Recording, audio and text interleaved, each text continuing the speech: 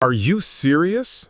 Look around. This is first class. You obviously don't understand what real premium air travel looks like.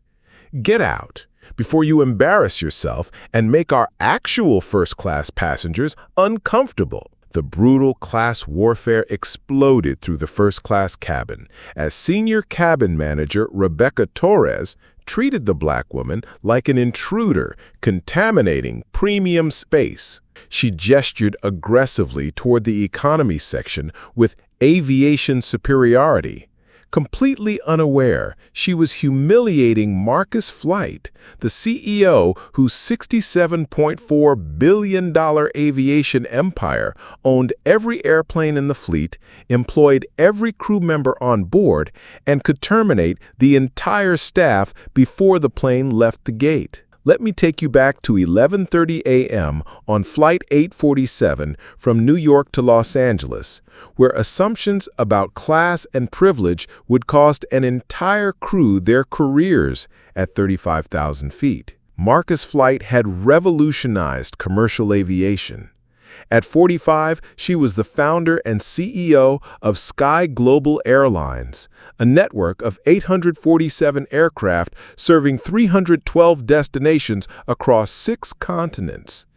Her company generated over $67.4 billion in annual revenue and employed more than 89,000 aviation professionals worldwide. But more than the numbers, Marcus prided herself on creating an airline where every passenger, regardless of appearance or background, was treated with dignity and respect. Today's flight on Sky Global 847 wasn't planned as a business inspection. Marcus had been visiting her mother in New York when an urgent meeting was called in Los Angeles. Instead of taking her private jet, she'd decided to fly commercial on one of her own aircraft, what the aviation industry called a ghost ride. No special treatment, no advance notice to crew, no VIP handling. Just a passenger with a first-class ticket, observing how her staff performed when they thought no one important was watching. She dressed for comfort. Dark jeans, a simple white blouse, and comfortable flats for the cross-country flight. Her only jewelry was her wedding ring and a modest watch. She carried a standard rolling bag and a simple leather purse. To the crew, she looked like any other passenger who might have used miles for an upgrade or gotten lucky with a discounted first-class seat. It was the perfect test of Sky Global's commitment to treating every passenger as a valued customer. Sky Global Flight 847 was one of the company's flagship routes, operated by a state-of-the-art Boeing 787 Dreamliner with 28 first-class seats, 48 business-class seats, and 162 economy seats. The aircraft represented the pinnacle of modern aviation technology, and Marcus had personally overseen every detail of its configuration and service standards. As she approached her seat, 2A, a window seat in the first row of first class, Marcus immediately noticed the disconnect between Sky Global's stated values and the reality on board. The cabin crew was clustered near the galley, engaged in animated conversation about their weekend plans.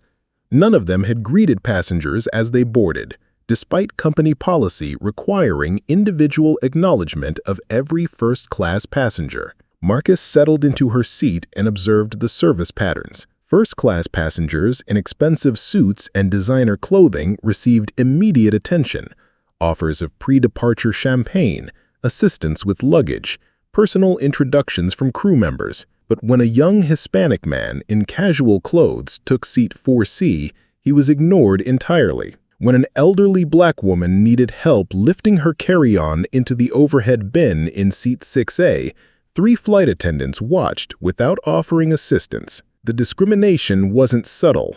It was systematic. 15 minutes after Marcus had settled into her seat, the dynamic in the cabin shifted dramatically.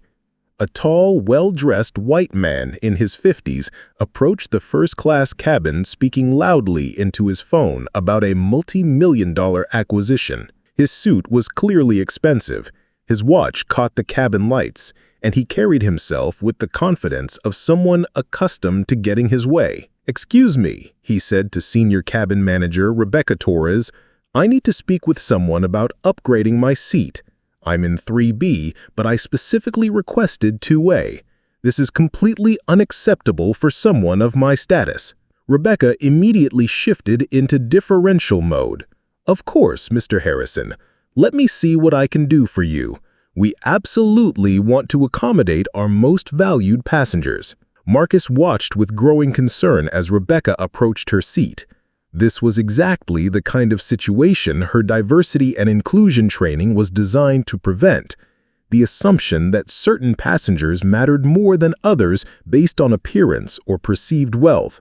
"Excuse me, ma'am," she said to Marcus, her tone already different from how she'd spoken to Mr. Harrison. "I need to discuss your seating arrangement." Marcus looked up from her tablet where she'd been reviewing quarterly reports for Sky Global's European operations. "Is there a problem with my seat?" "Well, yes, actually there is," Rebecca replied, her voice carrying an edge of impatience. "We have a situation where we need to accommodate a very important passenger in this particular seat. I'm going to need you to move." Marcus felt the familiar chill of discrimination dressed up as business necessity. "I have a confirmed reservation for this seat. I checked in 24 hours ago and selected it specifically." Rebecca's expression hardened. "Ma'am, I understand you might be disappointed, but we have flexibility policies for our premium passengers. Mr. Harrison is one of our most valued customers, and frankly, this seat assignment is more appropriate for someone of his caliber." "His caliber?" Marcus repeated quietly. "Look, I'm trying to be polite here, but this is first class. We serve a very specific clientele, and sometimes adjustments need to be made to ensure everyone is comfortable." Other passengers had begun to notice the conversation. Mr. Harrison stood nearby, clearly enjoying watching someone be moved for his benefit. Several other first-class passengers watched with varying degrees of discomfort and curiosity. "And what exactly makes you think I don't belong in this clientele?" Marcus asked. Rebecca's mask of professional courtesy fell away entirely. "Are you serious? Look around. This is first class. You obviously don't understand what real premium air travel looks like. Get out before you embarrass yourself and make our actual first-class passengers uncomfortable." The verbal attack rang through the cabin like a gunshot. Every passenger in first class turned to stare. Several business class passengers leaned forward to see what was happening. The discrimination wasn't subtle anymore. It was public, brutal, and completely indefensible. Marcus remained seated, her voice calm despite the rage building inside her. "I have a confirmed first-class ticket for this seat. I'm not moving." "Oh, you're not moving." Her voice rose with indignation. "Let me explain something to you about how premium air travel works. First class is for people who actually contribute to this airline's success, not for people who probably got their ticket through some discount website or used miles they earned flying economy." Mr. Harrison chuckled appreciatively. "Finally, someone who understands service standards," he said, loud enough for others to hear. Rebecca continued her assault. "This cabin is reserved for business leaders, executives, people who actually matter to this airline's bottom line. You clearly don't understand the level of service we provide here, and frankly, your presence is going to make our real customers uncomfortable." What made the situation even more shocking was how the rest of the first-class crew rallied behind Rebecca's discrimination. Lead flight attendant Patricia Collins approached to offer support. "Is there a problem here, Rebecca?" Patricia asked, though she was clearly already informed about the situation. "Just explaining to this passenger that she needs to move to accommodate Mr. Harrison," Rebecca replied. "She's being difficult about it." Patricia looked Marcus up and down with obvious disdain. "Ma'am, this is a very simple request. We're asking you to move to a perfectly good seat in our premium economy section. You'll still have extra legroom and priority service." "Premium economy," Marcus repeated. "I paid for first class, and you'll receive appropriate compensation. But right now, we need this seat for a passenger who actually understands first-class service expectations." Flight attendant James Morrison joined the growing circle around Marcus's seat. "Ma'am, we're trying to be reasonable here, but this is becoming disruptive to our other passengers. Please gather your belongings and move to the seat we've assigned you." The three crew members stood over Marcus like she was a criminal being arrested. Other passengers watched in stunned silence, some clearly uncomfortable with what they were witnessing, others nodding in approval. Marcus reached into her purse and pulled out her phone. The crew members exchanged glances, probably expecting her to call a lawyer or file a complaint. Instead, Marcus dialed a number she knew by heart. "Sarah, it's Marcus. I need you to conference in our Chief Operating Officer, Head of Human Resources, and Legal immediately. We have a code red discrimination incident on Sky Global Flight 847. Sarah Chen, her executive assistant, responded immediately. "Connecting now. They'll all be on the line in 30 seconds. Marcus held the phone so her voice would carry clearly through the first-class cabin. "Thank you. And Sarah, I need you to pull the employment records for Senior Cabin Manager Rebecca Torres, Lead Flight Attendant Patricia Collins, and Flight Attendant James Morrison. Also get me the passenger manifest for this flight and the crew scheduling records." Rebecca, Patricia, and James had gone very quiet, watching Marcus with growing unease. Mr. Harrison's confident smile began to fade as he realized this wasn't going the way he'd expected. "Ma'am," Rebecca said nervously, "if you have a complaint, you can file it through our customer service department after the flight." Marcus looked directly at her. "The complaint, Ms. Torres, is that you've just engaged in textbook racial discrimination against the CEO of Sky Global Airlines." The effect was instantaneous and devastating. Rebecca's face went white, as if all the blood had drained from her body.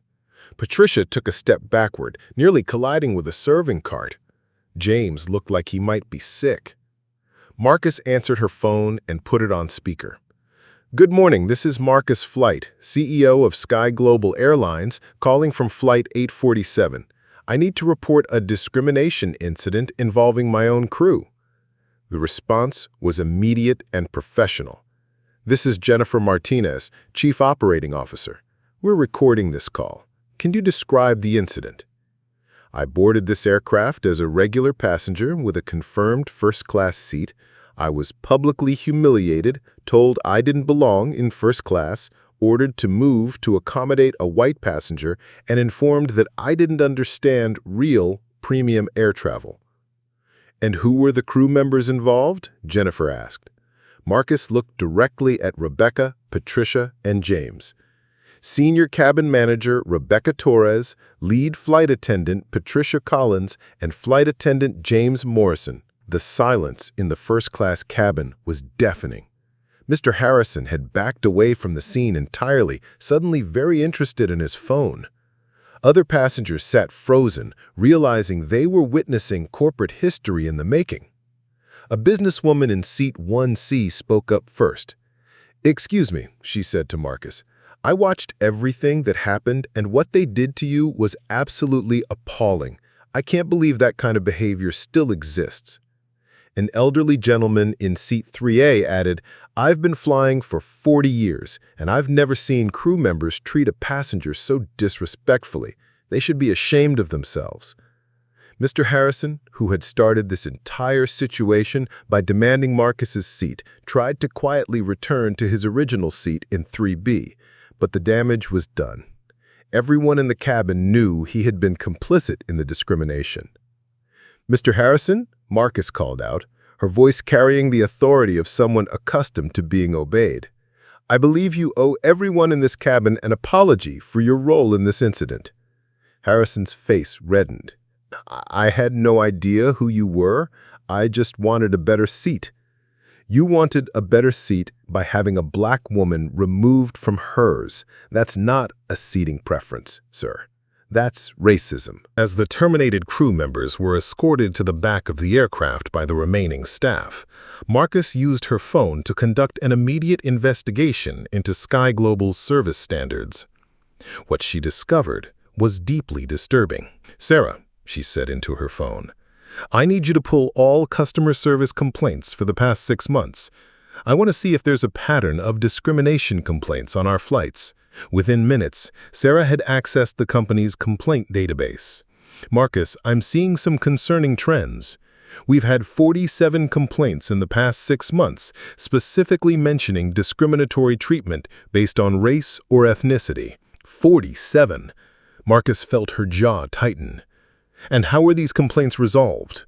Most were marked as customer service issues and resolved with flight vouchers or miles. None were investigated as potential discrimination incidents. Marcus looked around the first-class cabin, where the remaining crew members were struggling to provide service while clearly shaken by what had just occurred. "Sarah, I want a complete audit of our customer service training programs. If we have 47 discrimination complaints in 6 months, we have a systemic problem." As the flight continued, Marcus used her position to investigate the scope of discrimination within her own airline. She spoke with remaining crew members, reviewed service protocols, and examined passenger feedback in real time. What she learned was that the incident with Rebecca Torres wasn't isolated. A culture of discrimination had developed within certain crews, where passengers were categorized and treated differently based on appearance, perceived wealth, and race. Some crew members had tried to address these issues, but were told to focus on serving our premium customers and not waste time on passengers who don't contribute to revenue. "This is systemic," Marcus said during another call with her executive team. "We've created an environment where our own employees feel empowered to discriminate against passengers based on how they look or what they're wearing." Jennifer Martinez, the COO, responded gravely. "Marcus, we need to ground this entire crew base and retrain everyone from the ground up." "No," Marcus replied. "We need to ground every crew base and retrain our entire airline. If this is happening on my flagship route, it's happening everywhere." Word of the incident spread quickly through the aviation industry. By the time Flight 847 landed in Los Angeles, aviation blogs were reporting the story. Within hours, it had become a trending topic on social media, with passengers sharing their own experiences of airline discrimination. But Marcus didn't let the story be told by others. Upon landing, she held an impromptu press conference at LAX, surrounded by passengers from the flight who had witnessed the discrimination. "Today, I experienced firsthand the discrimination that too many passengers face every time they fly.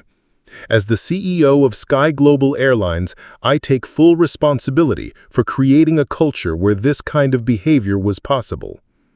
She announced immediate changes. Every Sky Global employee would undergo mandatory bias training. Customer service protocols would be completely rewritten, and a passenger advocacy office would be established to investigate discrimination complaints. "But more importantly," she continued, "this incident has shown me that the aviation industry has a discrimination problem that goes far beyond one airline or one crew.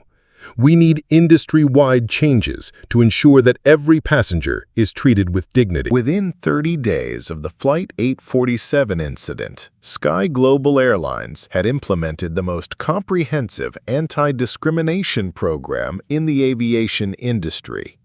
Every employee, from baggage handlers to senior executives, was required to complete bias training. Service protocols were rewritten to ensure consistent treatment regardless of passenger appearance or perceived status. Marcus also established the Aviation Equality Initiative, working with other airline CEOs to develop industry-wide standards for inclusive customer service. The program included mystery shoppers from diverse backgrounds who would evaluate service quality across all airlines. The results were immediate and measurable. Customer satisfaction scores improved across all demographic groups. Employee morale increased as crew members felt empowered to provide excellent service to all passengers. And Sky Global's reputation for inclusive service became a competitive advantage, attracting passengers who had previously avoided air travel due to discrimination concerns. For Marcus, the incident represented more than just a business crisis. It was a personal awakening. Despite building a multi-billion-dollar aviation empire, she had experienced the same discrimination faced by millions of travelers who didn't have the power to fight back. I realized that all my success, all my wealth, all my corporate power meant nothing when I was sitting in that seat being told I didn't belong. She reflected in interviews months later. If they could treat me that way, imagine how they treat passengers who don't have any recourse. The experience motivated Marcus to expand her focus beyond aviation. She established the Travel Dignity Foundation, providing legal support for passengers who experience discrimination across all forms of transportation: airlines, hotels, rental cars, and cruise lines. She also became a vocal advocate for diversity in aviation leadership, noting that the industry's discrimination problems were unlikely to be solved by homogeneous executive teams who had never experienced bias themselves. A year after the Flight 847 incident, the aviation industry had fundamentally changed. The Aviation Equality Initiative had expanded to include 23 major airlines across 4 continents. Discrimination complaints had decreased by 67% industry-wide, and passenger satisfaction scores had reached historic highs. Rebecca Torres, Patricia Collins, and James Morrison never worked in aviation again. Their termination for discrimination became a cautionary tale throughout the industry, demonstrating that discriminatory behavior would have immediate and permanent consequences. Mr. Harrison, the passenger who had demanded Marcus's seat, publicly apologized and became an advocate for airline passenger rights. He used his experience to educate other business travelers about the impact of their actions and the importance of speaking up when witnessing discrimination. But the most meaningful changes were seen in the everyday experiences of passengers who had previously dreaded air travel. Online reviews consistently mentioned feeling welcomed from the moment of boarding and treated with respect regardless of background. 3 years later, Sky Global Airlines had become the most profitable and highest-rated airline in the world. The company's commitment to inclusive service attracted passengers from competitors and created a loyal customer base that valued dignity as much as punctuality. Marcus kept a photo from Flight 847 in her office, not of the confrontation, but of the diverse group of passengers who had spoken up in support of equality. It reminded her every day that change was possible when people with power used it to protect those without it. The aviation industry learned that treating every passenger with respect wasn't just morally right, it was profitable. Airlines that embraced inclusive service saw increased customer loyalty, improved employee satisfaction, and enhanced brand reputation. And for millions of travelers, the simple act of boarding an airplane no longer carried the fear of discrimination. They could focus on their destination instead of worrying about how they would be treated based on their appearance. The legacy of Flight 847 proved that sometimes the most important journey isn't to your destination, it's toward justice. Today, the Sky Global Training Center displays a recreation of first-class seat 2A from Flight 847 with a plaque that reads, "Every passenger deserves respect. Every employee has the power to provide it. Every moment is an opportunity to choose dignity over discrimination." Marcus still flies commercial regularly, often unannounced, to ensure that the culture of inclusion remains strong throughout her airline. But now, instead of experiencing discrimination, she sees crews who celebrate diversity and passengers who feel truly welcomed. The 3 crew members who were terminated that day became a case study in aviation schools worldwide, teaching future airline professionals about the consequences of discrimination and the importance of treating every passenger as valued. And in airports around the world, the simple phrase, Flight 847, has become synonymous with the moment the aviation industry chose equality over exclusion. Because sometimes, the most powerful engine in the sky isn't what gets you to your destination, it's justice.